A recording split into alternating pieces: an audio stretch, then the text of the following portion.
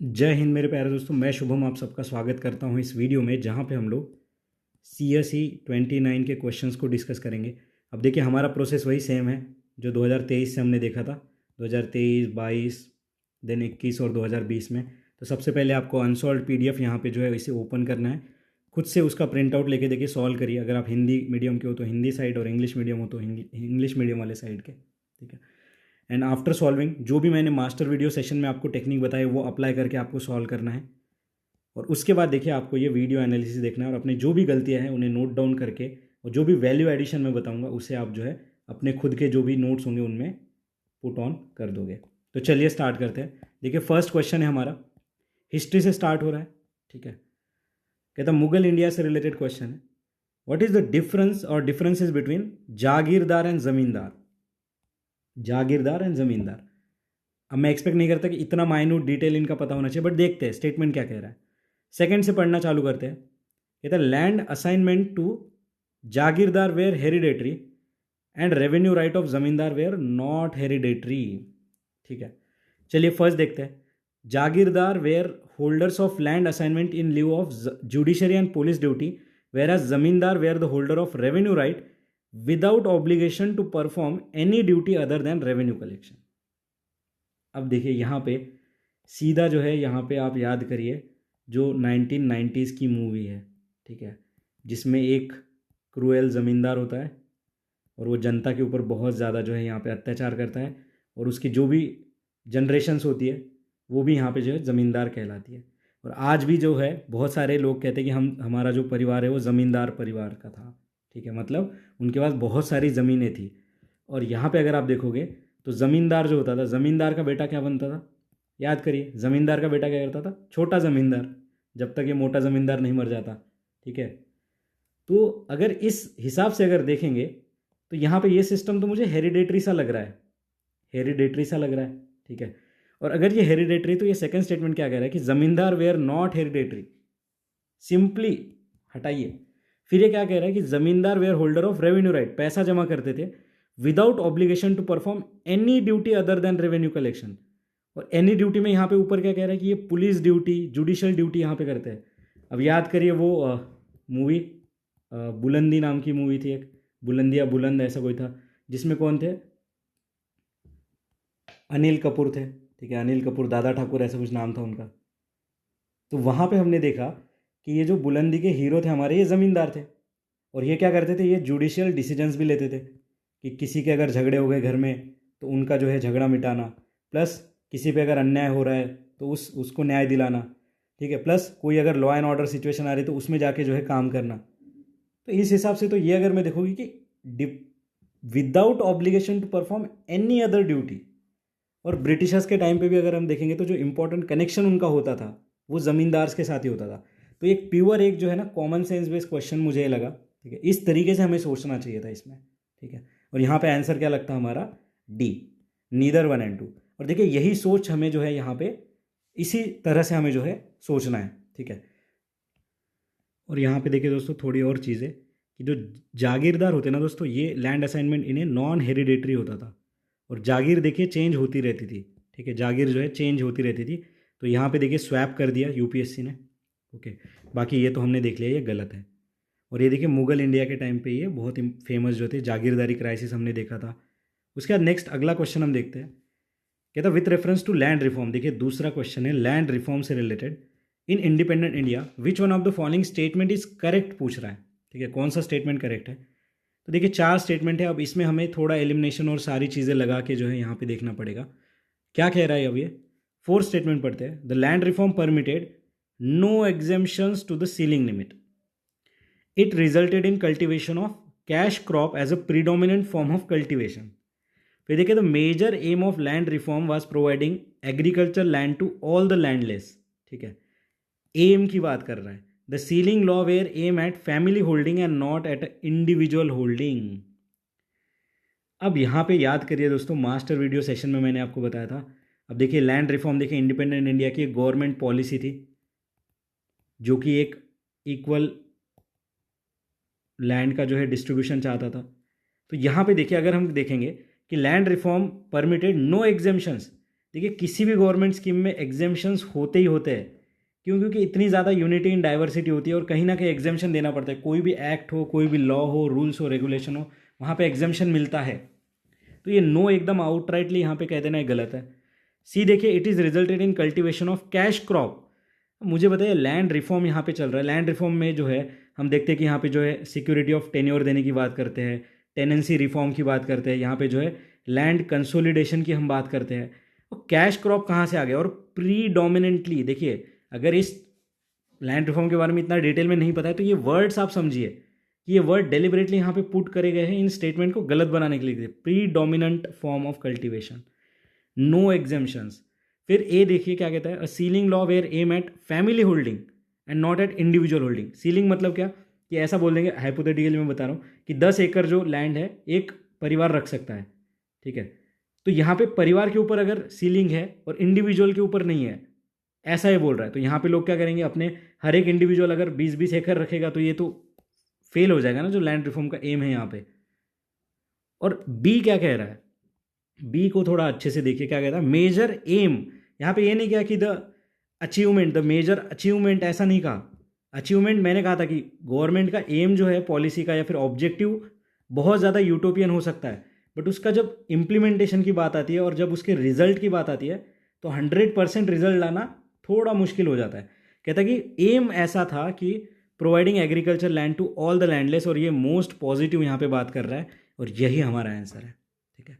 तो इस तरीके से देखिए यहाँ पे हम आंसर तक पहुँच सकते थे। यहाँ पे देखिए कैश क्रॉप की मेन बात नहीं थी, यहाँ पे फूड क्रॉप्स की बात थी। अब देखिए आप ही समझिए, इंडिपेंडेंट इंडिया की बात है जहाँ पे हंगर, ये सारी चीज़ें बहुत ही ज़्यादा जो प्रिवेलेंट थी, ठीक है। यहाँ पे देखिए अगर हम देखें तो यहाँ पे दोनों के ऊपर जो अप्लाई होती थी, फैमिली और इंडिविजुअल के ऊपर, तो ये गलत हो गया, ठीक है। Resulted in cultivation of cash नहीं, तो यहाँ पे फूड क्रॉप्स ये सारे थे। और एग्जेम्पशंस थे दोस्तों यहाँ पे, कहाँ पे, अगर टी प्लांटर है कोई, ठीक है, तो इनके लिए एग्जेम्पशंस थे। तो यहाँ पे आंसर क्या आ गया हमारा, बी। नेक्स्ट आगे बढ़ते हैं, हम अगला क्वेश्चन देखते हैं। Global competitiveness report. देखिए ये जो रिपोर्ट है CAPF और CDS में पहले ही यूपीएससी पूछ चुका था और डायरेक्टली इसका आंसर है देखिए वर्ल्ड इकोनॉमिक फोरम। अब देखिए 2019 एक ऐसा साल था, इसके बाद यूपीएससी ने गवर्नमेंट रिपोर्ट्स या फिर जो इंटरनेशनल रिपोर्ट्स थी वो पूछी नहीं है ना। 2020 में पूछा, 21 में पूछा, 22 में पूछा, 23 में पूछा। अब ये 19 में पूछा था उन्होंने, 2017 में पूछा था, 2016 में पूछा था, 18 में पूछा था। तो ये एक पैटर्न है जो कि यूपीएससी हर बार चेंज करता रहता है। और जब 2019 में ये सारी चीज़ें चल रही थी ना, तो हर एक कोचिंग इंस्टीट्यूट की अपनी एक अलग PDF आती थी जिनमें वो सारे इंडेक्सेस कराते थे, बस कि ये देखो ये इंडेक्स इसका है, ये इंडेक्स इसका है। तो 150 तरीके के अलग अलग इंडेक्स जो है एस्पिरेंट करके जाते थे, बट यूपीएससी ने ये पैटर्न ही अभी चेंज कर दिया। तो क्या हमें कोई भी रिपोर्ट नहीं पढ़नी है ना? ऐसा नहीं। जो फेमस रिपोर्ट है, जैसे IMF की रिपोर्ट है तो उनका नाम हमें थोड़ा पता होना चाहिए। अगर यूनाइटेड नेशन की कोई रिपोर्ट आ रही है तो उनके नाम हमें पता होना चाहिए। वर्ल्ड बैंक की रिपोर्ट्स हमें पता होनी चाहिए जब भी हम करंट अफेयर में पढ़ेंगे। तो जो इंपॉर्टेंट न्यूज़ होती है या फिर जो भी रिपोर्ट्स होती है उनके बारे में हमें यहाँ पे डिटेल में पता होना चाहिए। जैसे कि यहाँ पे अगर हम देखें तो जो ग्लोबल कॉम्पिटिटिवनेस रिपोर्ट है ये वर्ल्ड इकोनॉमिक फोरम की है। अब IMF की यहाँ पे रिपोर्ट है, जैसे कि वर्ल्ड इकोनॉमिक आउटलुक, ठीक है। ग्लोबल फाइनेंशियल स्टेबिलिटी रिपोर्ट, ये किसकी है? IMF की है, ठीक है। उसके बाद देखिए जो UN CTAD है, ये इसकी रिपोर्ट है। देखिए क्या नाम है इसका, इसकी रिपोर्ट का नाम है वर्ल्ड इन्वेस्टमेंट रिपोर्ट, ठीक है। उसके बाद नेक्स्ट देखेंगे हम लोग, अगर वर्ल्ड बैंक की रिपोर्ट्स की, मेजर रिपोर्ट्स की अगर बात करें तो एक है ग्लोबल इकोनॉमिक प्रॉस्पेक्ट्स रिपोर्ट। फिर एक बहुत इंपॉर्टेंट है ease of doing business report. इस पे अनगिनत क्वेश्चंस आ रखे यूपीएससी में। इसी 2019 में एक क्वेश्चन हमें देखने को मिलेगा। उसके पहले देखिए 2018 में भी शायद क्वेश्चन था, CAPF CDS में भी क्वेश्चन आ रखे हैं। फिर देखिए और एक रिपोर्ट है यहाँ पे वर्ल्ड डेवलपमेंट रिपोर्ट, ये कौन देता है? वर्ल्ड बैंक देता है, ठीक है। तो ये हमें पता होना चाहिए। बाकी देखिए आपके लिए यहाँ पे एक प्यारा सा होमवर्क है, वर्ल्ड इकोनॉमिक फोरम को सर्च करिए और ये कौन सी रिपोर्ट्स देता है, ठीक है। यहाँ पे गिने चुने 3-4 रिपोर्ट्स हैं, तो वो आप यहाँ पे ज़रूर नोट डाउन कर लीजिए। अब ये मैं क्यों बता रहा हूँ, क्योंकि ये बहुत इंपॉर्टेंट है इसकी रिपोर्ट्स, और इन पे सब्सिक्वेंट ईयर में क्वेश्चन हमें देखने को मिले तो क्या पता यूपीएससी आगे भी क्वेश्चन यहाँ पे पूछ दे। तो ये प्यारा सा होमवर्क आप ज़रूर करेंगे, ठीक है। यहाँ पे देखिए नेक्स्ट है हमारा हिस्ट्री के जो एक्ट से उससे रिलेटेड क्वेश्चन है, द चार्टर एक्ट ऑफ 1813, ठीक है। चार्टर एक्ट ऑफ 1813 की बात कर रहा है। 3 स्टेटमेंट यहाँ पे दिए हैं, 3 स्टेटमेंट दिए और ऑप्शन दिखे यहाँ पे 1 2 2 3 1 3 एंड 1 2 3। जब ऐसे ऑप्शन आपको दिखे ना दोस्तों, तो यहाँ पे ना आपको खुश हो जाना है। क्यों? क्योंकि इन तीनों में से एक भी अगर आपने गलत ढूंढ लिया ना, सीधा आपका आंसर आ जाएगा, ठीक है, सीधा आपका आंसर आ जाएगा। चलिए देखते हैं फिर, अभी उस गलत को ढूंढने का कोशिश करते हैं। और देखिए हमारा टेक्निक वही है, कभी भी फर्स्ट से मत पढ़ना मेरे भाइयों मेरी बहनों, ठीक है, हमेशा थर्ड से पढ़ो। और बहुत देखिए, अगर एग्जाम में आपको 3 से 4 क्वेश्चन में भी अगर फ़ायदा हो जाता है ना, तो भी ये मोर देन इनफ है। 4 क्वेश्चन से हो जाना इज इक्वल टू 8 मार्क्स, मतलब आप 92 पे हो तो 100 पे पहुंच जाओगे, सीएससी से फॉरेस्ट का कट ऑफ निकाल लोगे। थर्ड देखिए क्या कहता है, the revenue of Indians were now controlled by British parliament. देखिए नाउ वर्ड जो होता है ना, नाउ या फिर रिसेंटली, ये थोड़े डाउटफुल होते हैं। अब क्या कह रहा है देखिए, 1813 की बात कर रहा है। और देखिए अभी 1813 का एक्ट आया था, 1833 का आया था, फिर देखिए 1858 का आया था जब वो 1857 की लड़ाई हुई थी उसके बाद, ठीक है। और हमें इतना याद होगा कि जब ये लड़ाई हुई थी उसके बाद जो है यहाँ पे ईस्ट इंडिया कंपनी को पूरी तरीके से ख़त्म किया था, और सारी चीज़ें थी क्राउन के पास यहाँ पे शिफ्ट हो गई थी। तो क्राउन ही जो हमारा पूरा मालिक बन गया था। पहले ईस्ट इंडिया कंपनी एक मिडल मैन की तरह काम कर रही थी। तो ये 1858 की बात है, और ये बात चल रही है 1813 की, मतलब यहाँ से 20-30 साल पहले की बात यहाँ चल रही है। तो क्या ये तब हुआ था 1813 में? थोड़ा सा याद करिए, ठीक है। क्वेश्चन नंबर 4 में क्या कह रहा है, तो ये तो नहीं लग रहा है, क्योंकि इतना हमें पता है कि 1858 के बाद ऐसा कुछ हुआ था, क्राउन के पास शिफ्ट हुआ था। तो चलिए थर्ड हटा के देखो, थर्ड हटाओ और आंसर पाओ। 1 और 2 पढ़ने की भी ज़रूरत नहीं है, लेकिन हम पढ़ लेंगे अभी क्योंकि हमारे पास टाइम है। एग्जाम में तो पढ़ने की भी ज़रूरत नहीं है। सेकंड क्या कहता है, it अजर्टेड the sovereignty of British crown over the Indian territory held by company. क्या कह रहा है, कुछ यहाँ पे ठोस बात नहीं करेगा, असर्ट करा है, ठीक है। ऐसा असर्शन तो उन्होंने हर एक्ट में किया है। 1833 में भी असर्ट तो किया ही होगा ना कि sovereignty of British crown over Indian territory held by the company. फिर देखिए, it ended the trade monopoly of east India company in India except for the trade in T and China. तो चाय और चाइना ऐसे हम पढ़ते हैं spectrum में, कि 1813 में जो है चाय और चाइना छोड़ के बाकी सारी चीज़ों की मोनोपोली यहाँ पे जो है ख़त्म कर दी गई थी। मतलब बाकी कंपनीज भी यहाँ पे आके जो है ट्रेड वो सब चीज़ें कर सकती थी। तो देखिए यहाँ से दोनों स्टेटमेंट सही है, और यहाँ पे आंसर क्या आ गया हमारा ए। और ये जो मोनोपोली है वो कितने साल के लिए बढ़ाई गई थी बताइए, 20 साल के लिए। हो रहा है ना रिवीजन यहाँ पे इफेक्टिवली। उसके बाद देखिए यहाँ पे और क्या चीज़ हुई थी 1813 में, बहुत इंपॉर्टेंट एक बात हुई थी। 1 लाख रुपया दिया गया था, किस लिए, कि हम एजुकेशन को प्रमोट करेंगे। बट क्या ये पैसा लगाया होगा एजुकेशन के लिए? नहीं लगाया होगा, बस बोला होगा, ठीक है। उसके बाद देखिए यहाँ पे जो लोकल गवर्नमेंट है उन्हें छुटपुट से यहाँ पे जो है पावर दी होगी to collect the tax and impose the tax, ठीक है। और बाकी देखिए ये अजर्शन वाली चीज़ सही है, ठीक है। तो यहाँ पे थर्ड हमारा हट गया, बचा हमारा 1 और 2 इज द करेक्ट। नेक्स्ट अगला क्वेश्चन हम देखते हैं, क्वेश्चन नंबर 5। स्वदेशी मूवमेंट से रिलेटेड क्वेश्चन है, ठीक है। स्वदेशी मूवमेंट, सेकेंड स्टेटमेंट क्या कह रहा है, national council of education was establish as a part of swadeshi movement.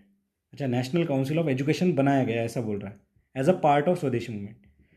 It contributed to the revival of indigenous art and craft industry. अब देखिए, अगर आपने बेसिक हमारा स्पेक्ट्रम पढ़ रखा है और आपने इंडियन फ्रीडम की अगर स्टोरी यहाँ पे देख रखी है, ठीक है, तो यहाँ पे इतना तो हमें पता है कि रिवाइवल तो हुआ था हमारे इंडिजिनियस आर्टिसन क्राफ्ट का, क्योंकि ब्रिटिशर्स ने सब लूट लिया था जब से वो आए थे तब से। बट स्वदेशी मूवमेंट ने कहा कि हमें आत्मनिर्भर बनना है और हमारी खुद की जो वस्तु है उन्हें यूज़ करना है। तो ये तो हमें हर हालत में सही लग रहा है। अब बची बात इसकी, नेशनल काउंसिल ऑफ एजुकेशन, ये डायरेक्टली हमारे स्पेक्ट्रम में मेंशन है। और यहाँ पे देखिए बहुत सारे जो नेशनल काउंसिल बनी थी, जैसे कि बंगाल नेशनल कॉलेज एक ऐसी ही प्रीमियर इंस्टीट्यूशन इसी टाइम के आसपास बनी थी। और ये देखिए दोस्तों, ये जो नेशनल काउंसिल ऑफ एजुकेशन है ये 1906 में बनी थी बंगाल में। क्यों बनी थी ये? जो टेक्निकल एजुकेशन है, जो स्वदेशी में जो इंडस्ट्रियल रिवोल्यूशन लाने की बात करी जा रही थी, उसके लिए देखिए ये नेशनल काउंसिल ऑफ एजुकेशन यहाँ पे बनाया गया था, ओके। उसके बाद देखिए नेक्स्ट यहाँ पे और एक सोसाइटी बनाई गई थी दोस्तों, डॉन सोसाइटी, ठीक है। ये कब बनी थी? ये 1902 में बनी थी। किसने बनाई थी? सतीश चंद्र मुखर्जी ने। इसके ऊपर भी क्वेश्चन हमें देखने को मिल सकता है, तो ज़रूर याद रखें डॉन सोसाइटी। अब इसका क्या था, यहाँ पे कोई डॉन नहीं बनाए जा रहे थे। डॉन सोसाइटी में जो था सेल्फ रिलायंस लाना था इन इंडियन एजुकेशन सिस्टम, ठीक है। तो ये सोसाइटी बनाई गई थी SC मुखर्जी द्वारा। उसके बाद और थोड़ा सा यहाँ पे कनेक्शन करेंगे, ठीक है, इस क्वेश्चन को CSE 2023 वाले क्वेश्चन के साथ। याद करिए 7 अगस्त, ठीक है, 7 अगस्त ये डेट आई थी जिस दिन हम सेलिब्रेट करते हैं नेशनल हैंडलूम डे। और ये 7 अगस्त डे किस लिए फेमस है दोस्तों? तो 7 अगस्त 1905 को यहाँ पे स्वदेशी मूवमेंट लॉन्च हुई थी। आगे चल के डायरेक्ट ये डेट दे के पूछ देंगे कि यहाँ पे क्या हुआ था, जैसे क्विट इंडिया मूवमेंट वाला देखा था हमने, वहाँ पे डेट दे दी गई थी हमें, ठीक है। तो वैसे ही देखिए 7 अगस्त 1905 को क्या हुआ था, स्वदेशी मूवमेंट लॉन्च हुई थी, CSE 2023 का पेपर। आगे बढ़ते हैं, अगला क्वेश्चन देखते हैं। मूवमेंट एंड ऑर्गेनाइजेशन, थोड़ा इजी कैटेगरी का क्वेश्चन मैं कहूँगा, क्योंकि डायरेक्टली हमारे जो है स्पेक्ट्रम से क्वेश्चन आया है यहाँ पे, ठीक है। अभी देखते हैं क्या कह रहा है ये। देखिए यहाँ पे थर्ड से पढ़ते हैं, self respect movement, EVR Ramaswamy Naicker, ठीक है, सही बात है, सीधी बात है, सेल्फ रिस्पेक्ट मूवमेंट इन्होंने स्टार्ट करी थी साउथ इंडिया में। ऑल इंडिया किसान सभा, स्वामी सहजानंद सरस्वती, ये भी सही बात है। और all India anti untouchability league, यानी कि जो हरिजन सेवक संघ है हमारा, ठीक है, जिसे बाद में हरिजन सेवक संघ कहा गया, ये महात्मा गांधी जी ने एस्टेब्लिश करा था। तीनों के तीनों यहाँ पे सही है, ठीक है, तीनों के तीनों सही है, डायरेक्टली स्पेक्ट्रम से आया है ये। अभी यहाँ पे थोड़ा सा वैल्यू एडिशन हम देखेंगे। तो यहाँ पे देखिए दोस्तों, हमने ऑल इंडिया किसान सभा तो देख लिया, जिसके फाउंडर थे स्वामी सहजानंद सरस्वती।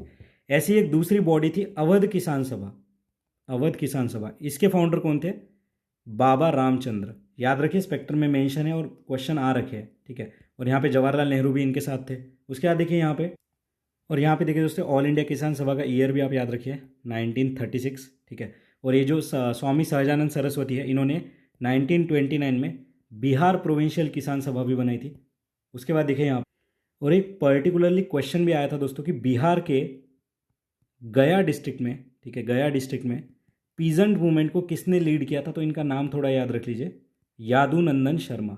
ये CDS में आ रखा है, ये सारे क्वेश्चन आपको रिपीट होंगे, बट मैं अभी आपको बता दे रहा हूँ, यादुनंदन शर्मा, तो याद रखिएगा, ठीक है। तो देखिए इतना वैल्यू एडिशन काफ़ी है। नेक्स्ट देखिए यहाँ पे, अभी मैं आपको हमेशा कहता हूँ कि पेपर में एक कभी कभी एग्जामिनर बहुत ज़्यादा दिलदार हो जाता है, तो एक क्वेश्चन दूसरे क्वेश्चन से रिलेट होता है।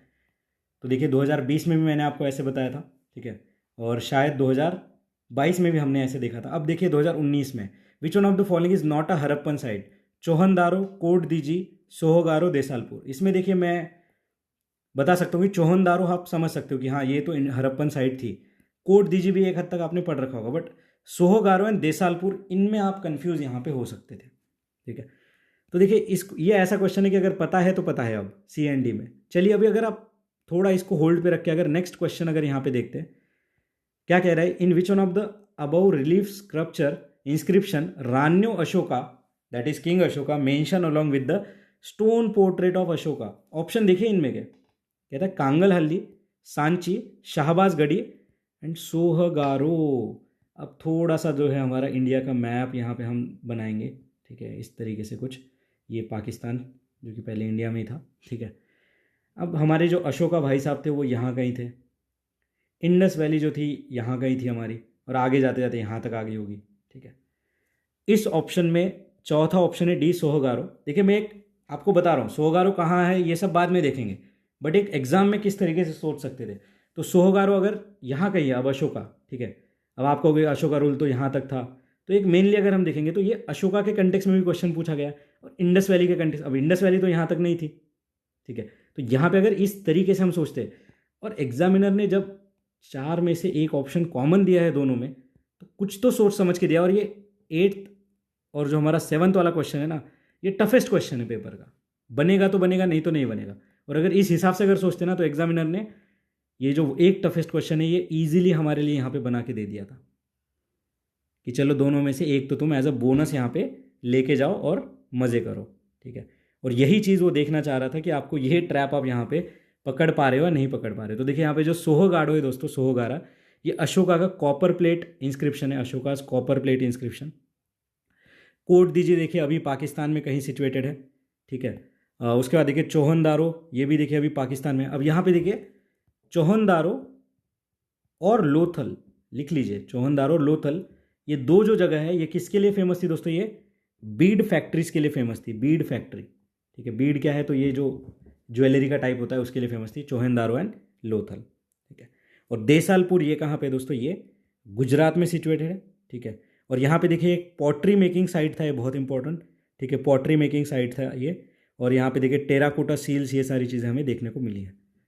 तो मैं क्यों बता रहा हूँ ये, क्योंकि 2022 में था या 21, हाँ 21 का क्वेश्चन याद करिए, जहाँ पे चंद्र केतुगढ़, ठीक है। उसके बाद यहाँ पे जो है गणेश्वर, इसके बारे में पूछा गया था। और यहाँ पे देखिए दोस्तों, और एक हिडन फैक्ट है जो कि हमारे नितिन सिंघानिया में भी मेंशन है और हमें पता होना चाहिए कि ये जो सोहगारो कॉपर प्लेट इंस्क्रिप्शन है ना, इस पे लिखा हुआ है रॉयल ऑर्डर। कौन सा royal order? To distribute food grains carefully. ठीक है, तो यहाँ पे जो पीडीएस सिस्टम का मेंशन हमें यहाँ पे मिलता है जो कि एंशियंट इंडिया का है, कि royal order to distribute grain carefully, ये चीज़ यहाँ पे मेंशन है ड्यू टू फेमाइन। तो बस इतना बहुत है हमारे लिए जानना। बाकी देखते हैं दोस्तों, ये जो रान्यो अशोका, ठीक है, रान्यो अशोका और इनका जो स्टोन पोर्ट्रेट है, ठीक है, इसके बारे में देखिए, ये question one of the toughest question मैं कहूँगा। ठीक है, और यहाँ पे जो हमारा आंसर बनता है, क्या आंसर बनता है अगर आपने सोच लिया है तो, यहाँ पे हमारा आंसर है दोस्तों कांगनहल्ली। ठीक है, कांगनहल्ली जो है ये कहाँ पे है? तो ये देखिए दोस्तों, ये कर्नाटका में सिचुएटेड है और यहाँ पे एक गांव का नाम है सन्नाती। तो आगे चल के सन्नाती ऐसे पूछा जा सकता है, तो ये कर्नाटका में। यहाँ पे जो एम्परर है वो अपनी क्वीन के साथ और एक अटेंडेंट के साथ यहाँ पे खड़े हुए हैं। ठीक है, और इनका नाम है रान्यो अशोका। फिर देखिए, ये जो शाहबाज गढ़ी है, शाहबाज गढ़ी, ये कहाँ पे दोस्तों? ये पाकिस्तान में सिचुएटेड है और यहाँ पे एक रॉक एडिक्ट है अशोका का, यहाँ पे रॉक एडिक्ट है अशोका का। सांची स्तूपा, ये देखिए अशोका के द्वारा बिल्ड करा गया था और कहाँ पे है ये? मध्य प्रदेश में। और सोहगारो, इसके बारे में अभी हमने पीएचडी कर लिया। और सोहगारो कहाँ पे है? ठीक है, ये तो रह ही गया बताना आपको। सोहगारो कहाँ पे दोस्तों? ये यूपी में है, गोरखपुर के पास। ठीक है, यूपी में है, गोरखपुर के पास। नेक्स्ट आगे बढ़ते हैं हम लोग। उसके बाद अगला देखिए दोस्तों, यहाँ पे 9th नंबर का क्वेश्चन है, महायाना बुद्धिज़्म से रिलेटेड है। 3 स्टेटमेंट है और यहाँ पे एक लाइन जो है ना, इस पर मैं आपकी नज़र थोड़ी डालना चाहूँगा। डिफिकेशन ऑफ बुद्धा, देखिए अगला ही साल 2020 का पेपर था, उसमें हमने देखा था लोकत्तरावदीन, महासंगिकास, ठीक है, महायान हीनयान, उसमें ये लाइन आपको कहीं तो भी दिखी होगी। देखिए, डिफिकेशन ऑफ बुद्धा। फिर देखिए, treading the path of bodhisattvas, bodhisattva paramita, 2020 से 21 के पेपर में हमने देखा था, 20 में देखा था। इमेज वर्शिप एंड रिचुअल्स, अब देखिए यहाँ पे अगर हम देखें हिंदी में, देखिए क्या कह रहा है, बुद्ध में देवत्वारोपण, मतलब देव देखा जाता है बुद्धा में। और एक क्या कहता है, मूर्ति उपासना तथा अनुष्ठान। तो देव मूर्ति, और ये देखिए अगर 1 और 3 यहाँ पे साथ में ही जाएगा अगर इस पर्टिकुलर क्वेश्चन में अगर मैं देखूँ। और देखिए मेरी एक टैगलाइन है जो मैं हमेशा वीडियोस में कहता हूँ, examiner is your best friend. 1 और 3 देखिए कहाँ पे है? अरे यहाँ भी नहीं, यहाँ भी नहीं, यहाँ पे है। तो सेकंड पता होने की भी ज़रूरत नहीं है। और क्वेश्चन क्या कह रहा है? Features of Mahayana Buddhism. और महायाना बुद्धिज़्म के ये तीनों फीचर्स है, ये हमें अगले पेपर्स के लिए याद रखना है कि महायाना बोधिसत्वा को फॉलो करते हैं, डेफिकेशन ऑफ बुद्धा है, और यहाँ पे इमेज वर्शिप एंड रिचुअल्स है। और इसके जस्ट अगेंस्ट में हमारे हीनयान है। ठीक है, इसके जस्ट अगेंस्ट में हमारे हीनयान है। ओके, जो कि आइडल वर्शिप में यहाँ पे बिलीव नहीं करते हैं, जो कि इंडिविजुअल साल्वेशन में जो है भरोसा रखते हैं। देखिए हीनयान किस में भरोसा रखते हैं? Individual salvation. और बोधिसत्वा कौन थे? ये यूनिवर्सल लिबरेशन की बात करते हैं। और बोधिसत्वा क्या है, ऐसा क्वेश्चन हमें 2016 या 14 में देखने को मिलेगा। तो इतना इंटरलिंकेज होता है। ठीक है, नेक्स्ट आगे बढ़ते हैं। अभी अगला क्वेश्चन हम देखते हैं, कहता गुप्ता पीरियड के बारे में फोर्स लेबर जिसे कहा जाता है विष्टि। ठीक है, इसके बारे में यहाँ पे one of the following statement is correct. 4 statement है, चारों में से 3 गलत है, 1 सही है। चलिए देखते हैं भाई कौन सा सही है, क्या सही है। डी से पढ़ना चालू करते हैं। कहता है eldest son of an labourer was sent as a force labourer. अगर ये ऐसा लिख देता तो चलता नहीं क्या? The son of labourer was sent as a force labour. इतना स्पेसिफिक क्यों गया कि एल्डेस्ट सबसे बड़ा ही बेटा जाएगा? छोटा भी जा सकता है, सन की जगह डॉटर भी हो सकता है, कुछ भी हो सकता है, बट इसने ऐसा क्यों दिया, एल्डेस्ट सन ही क्यों दिया? फिर देखिए next, force labourer was entitled to weekly wages. अरे अगर वेजेस मिलते तो फोर्स लेबर क्यों कहते इसे? सिंपल सोचो यार, अगर वेजेस मिल रहे तो फोर्स लेबर किस बात का, अगर आपको वीकली वेजेस मिल रहे हो भी। ठीक है, उसके बाद देखिए next, it was totally absent. ये वर्ड समझिए, टोटली एब्सेंट, ये गलत स्टेटमेंट फ्रेम करने के जो हिंट्स है ये हमें समझना। It was totally absent in the Madhya Pradesh and Kathiawar region of Gupta empire. तो इतना एक्सट्रीम वर्ड यूज किया, मतलब ये यहाँ पे, अब देखिए यहाँ पे मध्य प्रदेश और काठियावाड़ रीजन कितना बड़ा एरिया है। ये देखिए इधर मध्य प्रदेश, ये काठियावाड़ इधर इतना बड़ा। और ए देखिए, it was considered as a source of income for the state, a sort of tax paid by people. कोई डाउट लग रहा है इसमें? अगर मैं यहाँ पे तीनों अगर हट रहे हैं मेरे, तो बचा मेरे पास यही चॉइस, और यही हमारा यहाँ पे एकदम करेक्ट है दोस्तों। तो इस तरीके से देखिए, ये टफेस्ट क्वेश्चन अगर आप इस तरीके से सॉल्व नहीं करते तो आप इसका आंसर बना ही नहीं पाते, और मुझे नहीं लगता कोई इतना डिटेल में विष्टि के बारे में पढ़ता है। ठीक है, यहाँ पे देखिए इन्हें वीकली वेजेस नहीं मिलते थे, और ये देखिए इंस्क्रिप्शन जो थे हमारे मध्य प्रदेश और काठियावाड़ रीजन के, यहाँ पे विष्टि के बारे में लिखा हुआ है। ठीक है, और यहाँ पे ऐसा नहीं कि सिर्फ son, any one can be sent. ठीक है, any one can be sent to force labour. ठीक है, तो यहाँ पे हम आंसर तक इस तरीके से पहुँच गए। अगला आगे बढ़ते नेक्स्ट। कहता Kalyana mandapa was a notable feature in the temple construction of which one of the kingdom? Kalyana mandapa. ठीक है, अब देखिए यहाँ पे एक अनसेड रूल है कि अगर विजयनगर अगर दिख रहा है हमें तो विजयनगर मार्क कर देना चाहिए। ये देखिए 10 में से 8 बार ये सही निकलता है। ठीक है, विजयनगर एम्पायर, क्योंकि ये आर्ट एंड आर्किटेक्चर में विजयनगर का कोई मुकाबला था ही नहीं। ठीक है, तो इस हिसाब से देखिए विजयनगर यहाँ पे आंसर है। बट अब ये जो क्वेश्चन आया था ना, ये पर्टिकुलरली देखिए दोस्तों एक विजयनगर के ऊपर चैप्टर है। ठीक है, इसका देखिए वीडियो आपको स्मार्ट सोर्सेस में प्रोवाइड करा दूंगा। इसका वीडियो और वो जो एनसीईआरटी का पूरा चैप्टर है उसमें से भर भर के क्वेश्चन यूपीएससी पूछता है। कल्याण मंडपा के ऊपर पूछा था एक बारी देखिए जियो साइंटिस्ट में महानवमी डिब्बा के ऊपर क्वेश्चन पूछ दिया। महानवमी डिब्बा क्या है? तो जहाँ पे जो है फेस्टिव गैदरिंग्स ये सारी चीज़ें होती थी।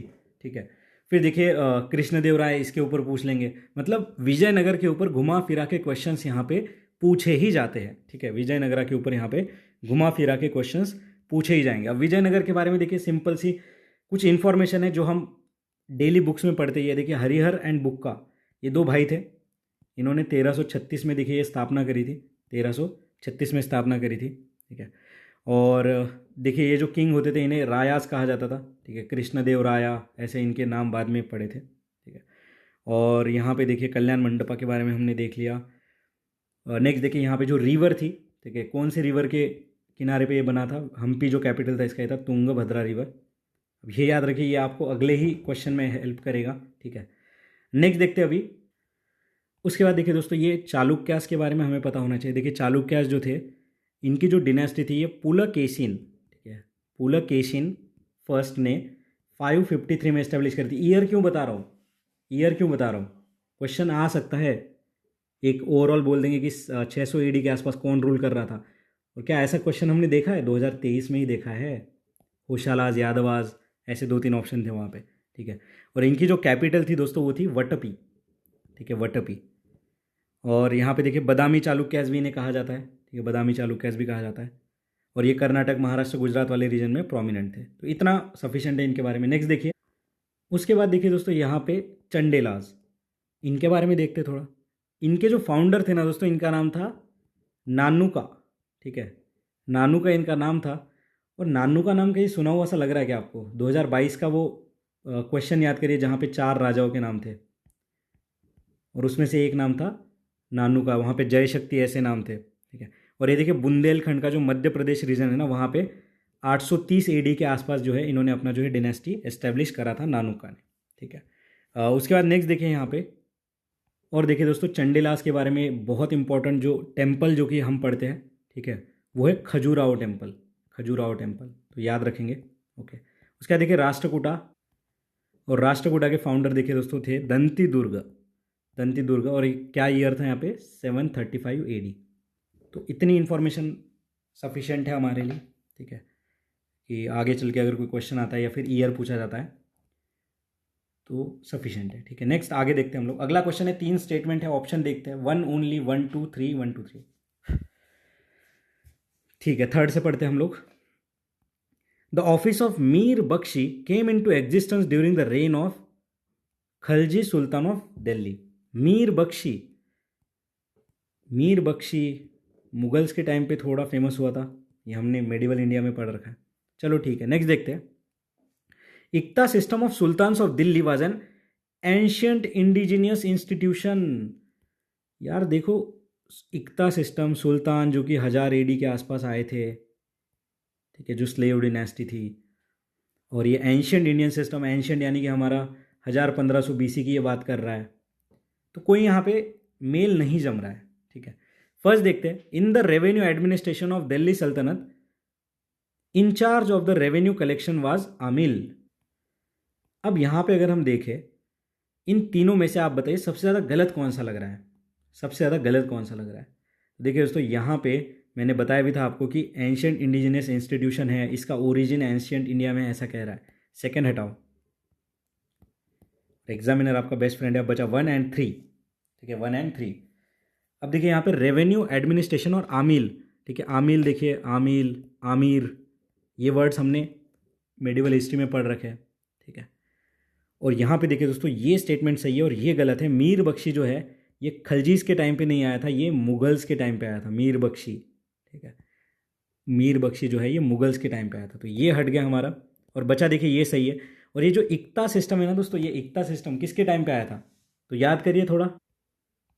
तो ये आया था दोस्तों दिल्ली सल्तनत के जो इल्तुतमिश है, इनके टाइम पे फेमस हुआ था, इल्तुतमिश, ठीक है। और इसका जो ओरिजिन है ये एंशंट इंडिजिनियस इंस्टीट्यूशन नहीं है। अरे सुल्तानी अगर बाहर देश से आए थे तो ये सिस्टम कैसे इंडिजिनियस अपनाएंगे। इन्होंने जो सिस्टम लाया था ये एकता वाला, ये कहाँ से था दोस्तों, ये सेंट्रल एशियन इंस्टीट्यूशन था, ठीक है। सेंट्रल एशिया का ये इंडिजिनियस था, हमारा नहीं था। बाकी ये हमने देख लिया, ये हमारा गलत है। और ये स्पेसिफिकली देखा जाए तो अकबर के दौरान जो था, ड्यूरेशन के दौरान ये यहाँ पे था। तो यहाँ पे आंसर क्या आ गया हमारा, 1 only is the correct answer, 1 only is the correct answer. उसके बाद देखिए question number 23, one of the toughest question मैं कहूँगा। और यहाँ पे जो हमारा रूल है डायरेक्टली अप्लाई होता है। कहता saint Nimbarka was contemporary of Akbar and saint Kabir was greatly influenced by Sheikh Ahmad Sirhindi, ठीक है। Saint Kabir was greatly influenced by Sheikh Ahmad Sirhindi, ठीक है।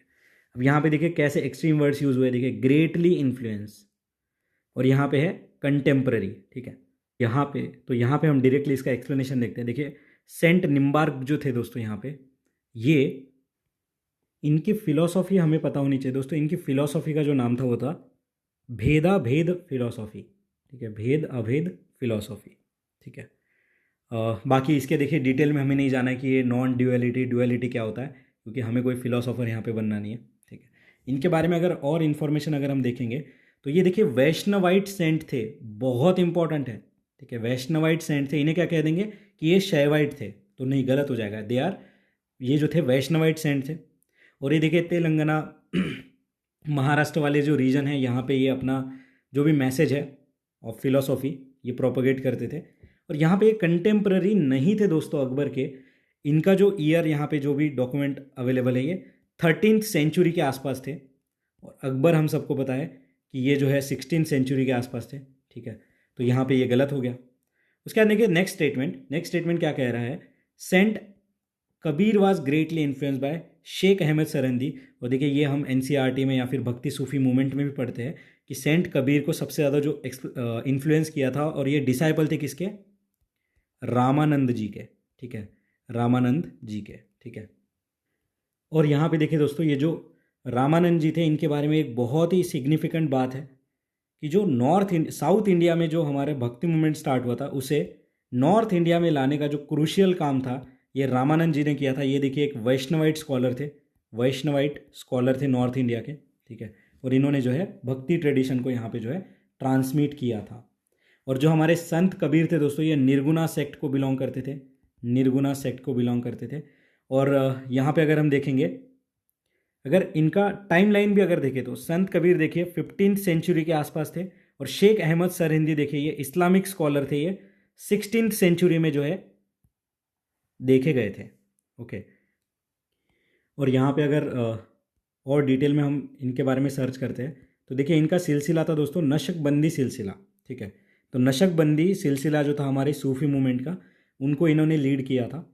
और ये जो प्रीचिंग करते थे दोस्तों, ये अगेंस्ट था अकबर एंड जहांगीर, इनके जो वैल्यूज़ थे इनके अगेंस्ट में था।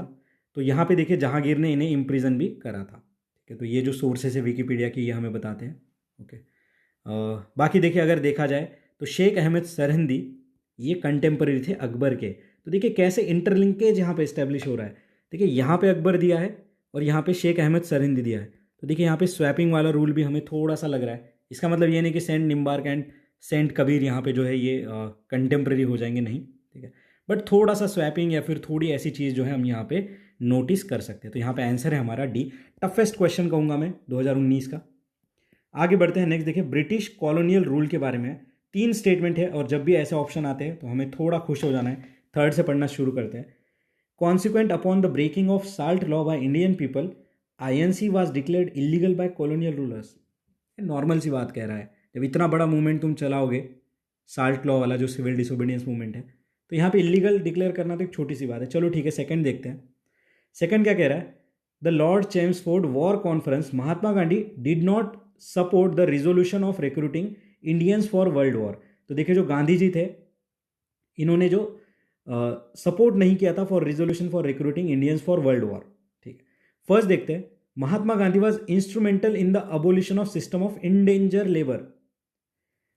देखिए क्या कह रहा है कि जो बंधुआ मजदूरी थी, इसके अगेंस्ट में गांधी जी ने बहुत अच्छा काम किया था। ये एक पॉजिटिव बात कह रहा है गांधी जी के बारे में। ठीक है, और ये हमने देखा भी है, जैसे कि अनटचेबिलिटी हो, या फिर वुमेन से रिलेटेड काम हो, या फिर अगर हम देखें जितने भी वल्नरेबल सेक्शन है उनके बेनिफिट के लिए हमेशा गांधी जी ने काम किया है। ठीक है, और सेकंड स्टेटमेंट क्या कह रहा है, अब देखिए यहाँ पे लॉर्ड चेम्सफोर्ड्स वॉर कॉन्फ्रेंस की बात हो रही है। अब यहाँ पे तो यहाँ पे देखिए दोस्तों, थोड़ा जब हम इस पे देखते हैं तो ये जो वॉर कॉन्फ्रेंस थी कब हुई थी, तो ये हुई थी दोस्तों 1917 में। मतलब ये वर्ल्ड वॉर 1 के टाइम पे हुआ था। और हमें पता है कि गांधी जी ने यहाँ पे सपोर्ट करने की बात करी थी, बस एक वर्ड यहाँ पे पुट किया है, नॉट सपोर्ट। और जब हम हिस्ट्री पढ़ते हैं ना, तो हमें बताया भी जाता है कि गांधी जी ने सपोर्ट किया था। क्यों? कि गांधी जी का ये कहना था कि अगर हम ब्रिटिशर्स को सपोर्ट करेंगे अभी, तो बाद में वो हमें जो है इनका ट्रस्ट मिलेगा और हमें स्वराज मिलने में यहाँ पे आसानी होगी। ये उनका एम था। तो ये गलत है दोस्तों, ही सपोर्टेड। ठीक है, और जैसे ही सेकंड गलत हुआ तो सेकंड हटाओ, आंसर पाओ योजना के द्वारा हमारा आंसर आ गया 1 और 3। ठीक है, तो यहाँ पे इलीगल घोषित किया गया था और इंडेंजर लेबर के लिए उन्होंने जो है काम यहाँ पे किया था। ठीक है, और ये जो हमारा सिविल डिसोबीडियंस मूवमेंट है, साल्ट लॉ की जो मूवमेंट थे, ये हम डिटेल में पढ़ते ही हैं। नेक्स्ट आगे बढ़ते हैं, तो यहाँ पे आंसर आ गया हमारा बी। नेक्स्ट आगे बढ़ते हैं हम लोग। उसके बाद नेक्स्ट देखिए, यहाँ पे अगला क्वेश्चन है हमारा question number 15, person and position held. ठीक है, कहता sir Tej Bahadur Sapru, president of all India liberal federation. KC Neogy, member of the constituent assembly. PC Joshi, general secretary of communist party of India. ये भी क्वेश्चन अगर देखा जाए दोस्तों तो एक टफ कैटेगरी का मैं क्वेश्चन कहूँगा, बट इनमें से देखिए एक जो है केसी नियोगी, यहाँ से कुछ एग्जामिनर हमें बताना चाह रहा है कि मेंबर ऑफ कॉन्स्टिट्यूएंट असेंबली। अब देखिए मेंबर ऑफ कॉन्स्टिट्यूएंट असेंबली कोई 2-4 लोगों की तो बॉडी थी नहीं, 300-400 जो भी होगा नंबर। ठीक है, तो क्या वो एक्सपेक्ट करता है कि हमें इनका नाम पता होना चाहिए? ठीक है, और यहाँ पे देखिए नेक्स्ट पीसी जोशी। ठीक है, पीसी जोशी, इनका नेम हमें मेंशन मिलता है कम्युनिस्ट पार्टी ऑफ इंडिया के, जो भी अगर हम पढ़ते हैं ना कम्युनिस्ट पार्टी के बारे में, तो पीसी जोशी इनका मेंशन हमें मिलता है। और सर तेज बहादुर सप्रू, ये president of all India liberal federation थे, इसका भी मेंशन हमें हमारे स्पेक्ट्रम में मिलता है। तो देखिए 2 चीज़ें हमारे यहाँ पे मेंशन है, और केसी नियोगी नहीं पता। चलो 1 और 3 अगर हमें पता है तो ऑप्शन देखिए कहाँ है 1 और 3, तो समझ रहे हो आप। केसी नियोगी अगर नाम ज़्यादा फेमस नहीं है, कुछ भी नहीं है, तो भी examiner is your best friend, कैसे उसने एक हिंट यहाँ पे दे दिया हमें। ठीक है, तो यहाँ पे देखिए आंसर है डी। अभी थोड़ा इनके बारे में देख लेते हैं। अब ये जो ऑल इंडिया लिबरल फेडरेशन की बात हो रही है, तो यहाँ पे क्या हुआ था दोस्तों, 1918 में मॉन्टेग्यू रिपोर्ट आई थी। ठीक है, और ये रिपोर्ट आने के बाद यहाँ पे डिवीजन हो गया कांग्रेस में, कि कुछ मॉडरेट जो थे उन्होंने एक्सेप्ट कर लिया ये जो मॉन्टेग्यू रिपोर्ट में जो भी चीज़ें लिखी हुई थी, और एक्सट्रीमिस्ट ने बोला कि नहीं हम तो इसे एक्सेप्ट नहीं करेंगे। तो यहाँ पे जो डिवीजन हो गया, इन डिवीजन में जो मॉडरेट्स थे, जो लिबरल लीडर्स थे ना, उन्होंने यहाँ पे एक नई बॉडी बना ली, Indian National Liberal Federation. Indian National Liberal Federation कब बनाई है? 1919 में। और इसके कौन कौन थे इसमें खिलाड़ी? तो देखिए यहाँ पे जो हमारे फ्रीडम फाइटर थे वो थे सुरेंद्र नाथ बैनर्जी, उसके बाद देखिए तेज बहादुर सप्रू, उसके बाद यहाँ पे देखिए MR जयकर और VS श्रीनिवास शास्त्री। उसके बाद देखिए K C Neogy, member of Constituent Assembly थे ही। इसी के साथ देखिए जब इनके बारे में विकिपीडिया पे सर्च किया तो पता चला कि ये फाइनेंस कमीशन के फर्स्ट चेयरमैन थे। He was the first finance commissioner of India. ठीक है, और बाकी देखिए PC Joshi communist party of India से रिलेटेड थे। नेक्स्ट अभी अगला क्वेश्चन हम देखते हैं। अगला क्वेश्चन ओके, इससे भी बहुत सारी चीज़ें सीखने को मिलेगी। अभी देखिए मियाँ तानसेन के बारे में, which one of the following is correct. यहीं पे तो गलती होती है, करेक्ट नहीं है भाई, नॉट करेक्ट पूछा है। ये वर्ड अगर भूल जाओगे ना तो 2 मार्क्स हमारे निकल जाएंगे। ठीक है, देखते क्या कहता है डी ऑप्शन से। Tansen invented many ragas. कितना जनरल बात है भाई, तानसेन इतने बड़े धुरंधर थे म्यूजिक की इंडस्ट्री में उस टाइम के, तो मेनी रागास तो बनाए होंगे, एक राग बना के कोई धुरंधर थोड़ी होता है। Tansen compose songs on his patrons. अगर मैं किसी राजा के अंडर काम करूंगा तो मैं उस राजा के लिए ही काम करूंगा, उसी से रिलेटेड गाने बनाऊंगा। ठीक है, तो ये भी मुझे सही लग रहा है। देखिए ऐसे तो ये सी और डी हमने हटा दिया कि ये तो नॉट करेक्ट हो ही नहीं सकता। ठीक है, ये तो सही है। बचा देखिए ए और बी। कहता Tansen compose dhrupads on Hindu gods and goddess. Tansen है ये, ठीक है, हिंदू नेम है, हमें पता भी है। ठीक है, और हिंदू गॉड्स एंड गॉडेस के ऊपर बनाया होगा। अब देखिए अगर हम यहाँ पे सोचें तो अभी प्रेजेंट डे कोई भी सिंगर अगर ले लेंगे हम, तो वैरायटी ऑफ लेवल पे गाने बनाता है। ठीक है, तो वैसे ही तानसेन जी देखिए हिंदू गॉड्स एंड गॉडेस पे भी बनाते होंगे, वो अपने पैट्रॉन्स के ऊपर भी बनाते होंगे, उन्होंने बहुत सारे रागास भी बनाए होंगे। बट एक मिनट, यहाँ पे देखिए ए क्या कह रहा है, Tansen was the title given to him by emperor Akbar. एक फैक्ट आ गया यहाँ पे। ठीक है, एक फैक्ट आ गया कि अकबर ने यहाँ पे टाइटल दिया है तानसेन, मतलब इनका नाम कुछ और रहा होगा। तो देखिए दोस्तों यहाँ पे ये जो तीनों अगर हम देखेंगे तो पॉसिबिलिटी के हिसाब से तीनों सही है, और ये एक फैक्ट है जो कि गलत है, और इसी तरीके से आंसर तक पहुंचना था, नहीं तो मियाँ तानसेन के ऊपर कोई यहाँ पे जो है इतना ज़्यादा नहीं पड़ता है। ठीक है, तो देखिए दोस्तों यहाँ पे आंसर आ गया ए। अब यहाँ से चीज़ें क्या सीखनी है, देखिए दोस्तों यहाँ पे सीधा सीधा तानसेन ऐसा वर्ड दे सकते थे, बट ये मियाँ वर्ड क्यों लगाया? कुछ तो इसके पीछे भी कुछ राज छुपा होगा जो हम यहाँ पे ढूंढेंगे। तो देखिए दोस्तों यहाँ पे जो मियाँ तानसेन ये वर्ड है ना, सबसे पहले देखिए तानसेन भी एक टाइटल है ऐसा है कह रहा है, मतलब जो तानसेन है उनका रियल नाम कुछ और होगा। तो रियल नाम क्या था दोस्तों उनका? उनका रियल नाम था रामतनु पांडे। ये आपको कहीं नहीं देखने को मिलेगा कि इस तरीके से डिटेल एनालिसिस। ठीक है, रामतनु पांडे उनका रियल नाम था। देखिए मियाँ जो टाइटल था ये अकबर ने दिया था, ना कि तानसेन। देखिए कैसे यहीं के यहीं क्वेश्चंस गड़बड़ा रहे हैं। ठीक है, तो तानसेन नहीं दिया था, मियाँ टाइटल उन्होंने दिया था। अब ये तानसेन टाइटल किन्होंने दिया था? ठीक है, तो तानसेन टाइटल दिया था यहाँ पे राजा विक्रमजीत। अब ये राजा विक्रमजीत कहाँ के थे? तो ये ग्वालियर के थे। ठीक है, राजा विक्रमजीत जो थे ये ग्वालियर के थे। ठीक है, अकबर ने देखिए यहाँ पे और टाइटल दिए थे, यहाँ पे जो तानसेन है उनको क्या नाम था यहाँ पे? उनको टाइटल क्या दिए गए थे?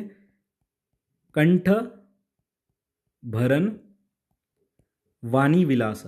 ठीक है, थोड़ा बड़ा नाम है, कंठ भरन वाणी विलास। ठीक है, उसके बाद देखिए ये कोर्ट पोएट रहे थे, और तानसेन किसके किसके कोर्ट पोएट थे? अकबर के कोर्ट पोएट थे। और यहाँ पे और एक दूसरा नाम है राजा रामचंद्र सिंह, राजा रामचंद्र सिंह ऑफ रेवा। तो ये इतना डिटेल क्यों बता रहा हूँ? आ सकता है, ठीक है, इससे मिलता जुलता कोई क्वेश्चन आ सकता है। ठीक है, कि ये कोर्ट पोएट किस किस के अंडर में इन्होंने काम किया था। बाकी देखिए तीनों स्टेटमेंट यहाँ पे सही है। और ये जो तानसेन थे दोस्तों, ये जो नवरत्न थे अकबर के, इनके कोर्ट पोएट में थे, और इन्होंने 2 किताबें लिखी थी, श्री गणेश स्तोत्र एंड संगीत सार।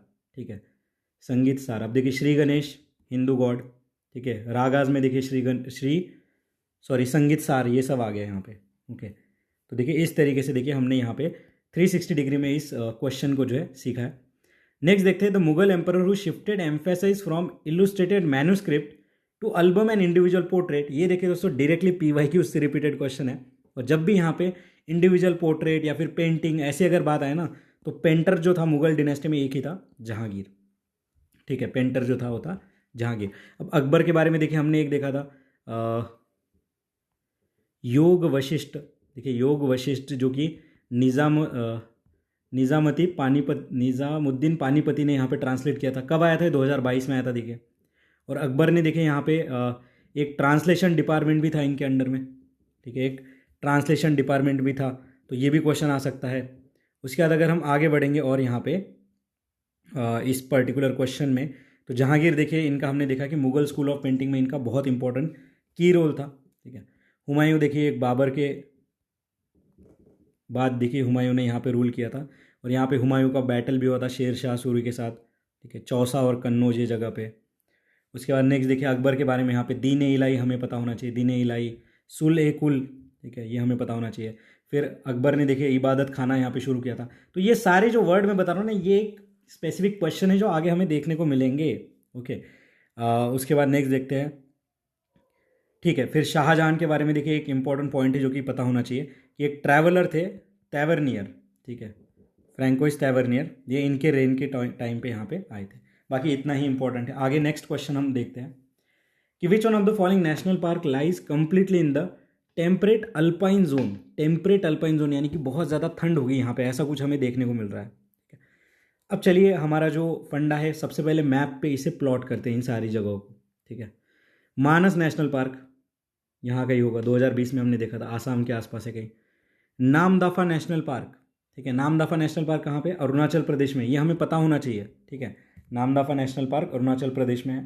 ठीक है, उसके बाद देखिए यहाँ पे जो नेक्स्ट है हमारा नेवरा वैली नेशनल पार्क, कहाँ पे? वेस्ट बंगाल में है, यहाँ का ही होगा। ठीक है, नेवरा वैली नेशनल पार्क, ठीक है, वेस्ट बंगाल में।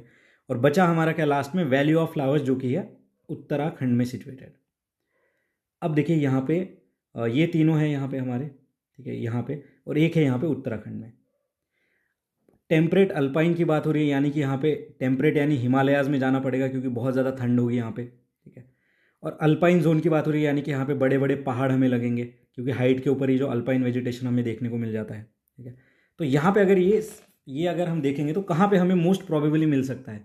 तो ये देखिए दोस्तों, मिल सकता है हमें उत्तराखंड के Valley of Flower and National Park में। Valley of Flowers National Park में ही हमें ये देखने को मिलेगा, completely in the temperate alpine zone. ठीक है, और ये देखिए इस तरीके से, ये देखिए एक साथ आ रहे हैं सारे, और ये एक अलग से यहाँ पे बन रहा है। ठीक है, तो ये क्या आ गया हमारा आंसर? Valley of flower. ठीक है, नेक्स्ट देखिए, बस इतना ही इंपॉर्टेंट है। मानस देखिए एक हमारा यूनेस्को वर्ल्ड हेरिटेज साइट में भी आता है। ठीक है, बाकी हमने इसके स्टेट यहाँ पे देख लिए। बाकी ज़्यादा कोई यहाँ पे हमें इन्फॉर्मेशन नहीं गैदर करनी है। ठीक है, क्योंकि यही इन्फॉर्मेशन बहुत ज़्यादा, मतलब मोर देन सफिशेंट है यहाँ पे। और ठीक है दोस्तों, इतना ही था हमारे लिए।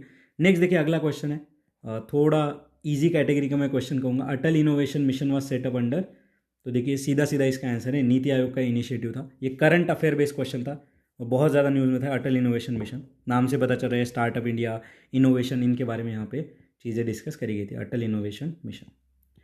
नेक्स्ट देखिए, 21 जून को क्या होता है सन के साथ? अब ये क्वेश्चन को थोड़ा सा कनेक्ट करिए 2022 वाले क्वेश्चन पेपर से, जहाँ पे पूछा था कि जो लॉन्गेस्ट डे है वो कब आता है। तो वहाँ पे था first half of June, second half of June. तो देखिए 21 जून कब है? सेकेंड हाफ ऑफ जून में आता है। ठीक है, अब यहाँ पे थोड़ा देखिए, ये जो समर सोल्स्टाइस, विंटर सोल्स्टाइस जो हमारे एनसीईआरटी में मेंशन है ना, इससे रिलेटेड है। क्या कह रहा है? 21 जून को सन की पोजीशन क्या रहेगी? ठीक है, अब देखते हैं थोड़ा क्या कह रहा है ये। Shines vertically overhead at the tropic of Capricorn. अब ये हमारी पृथ्वी है। ठीक है, थोड़ा सा अभी इसे समझते हैं, एक मिनट। ओके, तो ये हमारी पृथ्वी हो गई। यहाँ से देखिए ये ट्रॉपिक ऑफ कैंसर जा रहा है, यहाँ से कहीं इक्वेटर होगा और यहाँ से कहीं ट्रॉपिक ऑफ कैप्रिकॉन होगा। ठीक है, ट्रॉपिक ऑफ कैंसर, इक्वेटर और ये सब। कह रहा है shines vertically overhead on the tropical Capricorn, मतलब यहाँ कहीं होने की ये बात कह रहा है। ठीक है, shines vertically overhead at noon at the equator, equator की बात कह रहा है। फिर कह रहा है does not set below the horizon at Antarctic circle, does not set below the horizon at Antarctic circle and does not set below horizon at a Arctic circle. अब देखिए ये हो गया आर्टिक सर्कल और ये हो गया अंटार्कटिक सर्कल। और यहाँ पे बात क्या हो रही है? 21 जून की। ठीक है, 21 जून की, जबकि सन यहाँ पे कहाँ होगा? तो इसे देखिए दोस्तों, थोड़ा हम यहाँ पे जो एनसीईआरटी में हमारा मैप दे रखा है उसी हिसाब से समझते हैं। ठीक है, अब देखिए यहाँ पे दो चीज़ें होती है, एक होता है इक्विनॉक्स, ठीक है, और एक होता है हमारा summer solstice and winter solstice. ठीक है, तो इसे समझते हैं अभी। अब इक्विनॉक्स क्या होता है दोस्तों? जब इक्वल डे एंड नाइट होता है। ये दो बार होता है साल में। एक देखिए स्प्रिंग इक्विनॉक्स होता है और एक ऑटम इक्विनॉक्स होता है। डेट देख लीजिए, 21 मार्च और 23 सितंबर। ठीक है, ये हमारा सूरज देवता है। ठीक है, फिर देखिए दो चीज़ें हैं, समर सोल्स्टाइस ये कब होता है? 21 जून को, और एक होता है विंटर सोल्स्टाइस। ठीक है, जो कि कब होता है दोस्तों? 22 दिसंबर को। ये डायग्राम याद रख लीजिए, बहुत इंपॉर्टेंट है। ठीक है, अब यहाँ पे क्या होता है दोस्तों? जो समर सोल्स्टाइस होता है 21 जून को, यहाँ पे जो ट्रॉपिक ऑफ कैंसर है ये टिल्टेड होता है toward sun, that is sun is always above the horizon. और यहाँ पे जो आर्टिक है ना, इसमें कभी भी सूरज नहीं डूबता है। Sun does not set below the horizon at the Arctic Circle. और इसके जस्ट अपोजिट यहाँ पे होता है कि यहाँ पे जो है ना, जब हम विंटर सोल्स्टाइस में जाएंगे तो अंटार्कटिका के यहाँ पे नीचे नहीं जाएगा कभी भी सन। तो यहाँ पे 6 महीने जो है पूरा डे रहेगा, और यहाँ पे देखिए 6 महीने पूरा यहाँ पे डे रहेगा आर्टिक में और यहाँ पे अंटार्कटिक में। आई होप ये कंसेप्ट आपको समझ आ चुका होगा। नेक्स्ट अभी देखते हैं। तो यहाँ पे हमारा आंसर क्या बना दोस्तों, ए। ठीक है, और ये जो कंडीशन है इसे क्या कहेंगे हम, विंटर सोल्स्टाइस, जो कि कब आएगा, कौन सा डे आएगा, 22 दिसंबर। आगे अगर पूछेगा ना 22 दिसंबर द सन, तो ये आंसर आ जाएगा।